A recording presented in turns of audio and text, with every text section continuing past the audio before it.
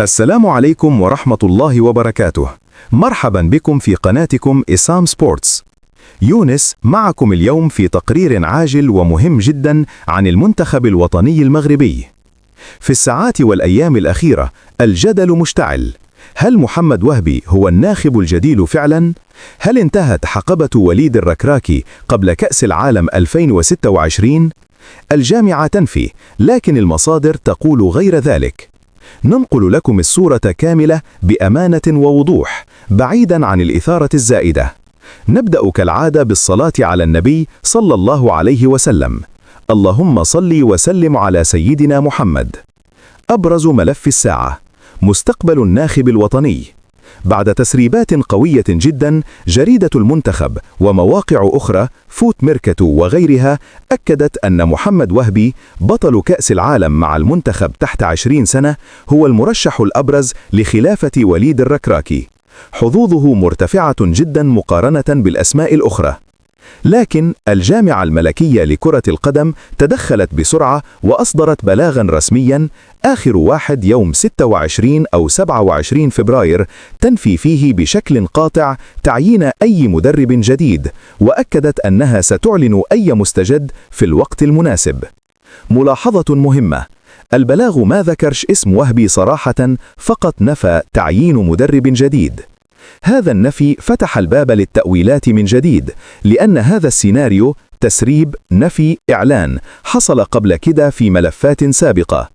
عدة مصادر موثوقة لا تزال تؤكد أن وهبي هو الخيار الأقرب، خاصة لقيادة المنتخب في الوديات القادمة وكأس العالم 2026.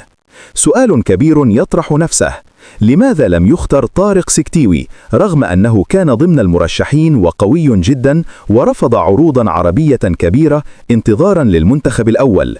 الجواب من مصادر متطابقة: الجامعة فضلت مشروع وهبي تقنيا ورياضيا، تجديد الدماء، إدماج الشباب، مرونة تكتيكية، مش خلاف شخصي مع فوزي لقجع كما روج في بعض الإشاعات. كل حديث عن صراع شخصي مجرد كلام فاضي.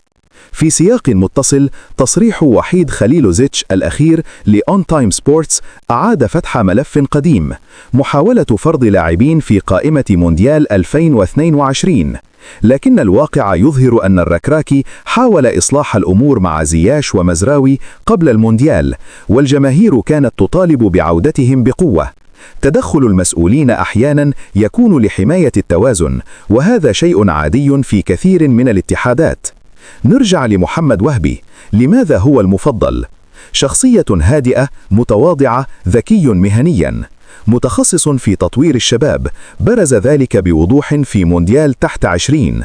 تواصل ممتاز مع اللاعبين، خاصة مزدوجي الجنسية.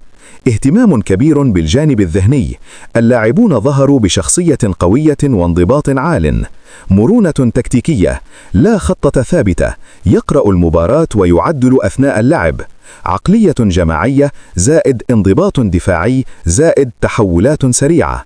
كل هذا تحليل بناء على تجاربه السابقة، لكن نؤكد مرة أخرى: حتى هذه اللحظة لا إعلان رسمي من الجامعة، كل شيء تسريبات ومصادر، والكلمة النهائية للجامعة.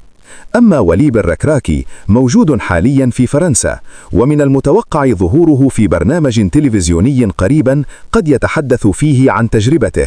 يستحق الاحترام على الإنجاز التاريخي في قطر 2022 اللي رفع سقف الطموحات. خبر سلبي: عثمان معا مصاب وسيغيب لعدة أسابيع، وربما يغيب عن المعسكر القادم. نتمنى له الشفاء العاجل إن شاء الله. يا جماعة، الوضع مشتعل والأيام الجاية حاسمة. في التعليقات قولوا لي: وهبي ولا سكتيوي برأيكم الأفضل؟ هل تؤيدون بقاء الركراكي أم تغيير قبل المونديال؟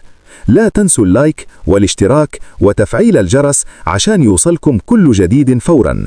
نشوفكم في الفيديو الجاي إن شاء الله. السلام عليكم ورحمة الله.